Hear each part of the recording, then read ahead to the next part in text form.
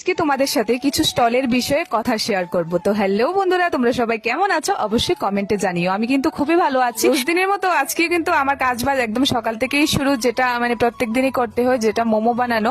তো মোমো কিন্তু আমি একা বানাই না, আমার মা মাসি সবাই মিলে হেল্প করে, আর আমাদের বাড়িতে এটা বানানো হয়।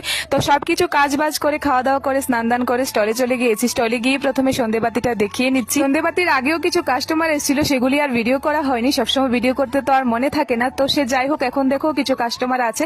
আর এদিকে রাহুল কিন্তু রাহুলের কাজগুলি করছিল, বাইরের দিক দিয়ে যা কাজ থাকে ও নিজেই করে সেগুলি। তারপরে আমরা দুজনে মিলে চা খেয়ে নিচ্ছিলাম। চা না খেলে তো আমার হয় না, যতই গরম থাকুক আমার চা খেতেই হবে। তো সন্ধ্যেবেলায় চাটা খেয়ে নিচ্ছিলাম। চা খেয়ে তারপর না হঠাৎ করে অনেক বেশি কাস্টমার আসছিল। আজকে প্রায় 1-1.5 ঘন্টার মধ্যে আমাদের দোকানে যা কিছু ছিল সবকিছু শেষ হয়ে গেছে।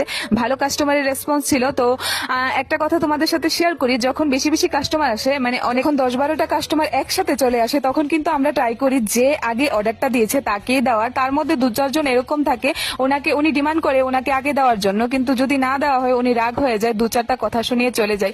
এরকম করো না প্লিজ, কারণ আমাদের কাছে সব কাস্টমারই সমান। কাস্টমার মানে আমাদের লক্ষ্মী বলতে পারো।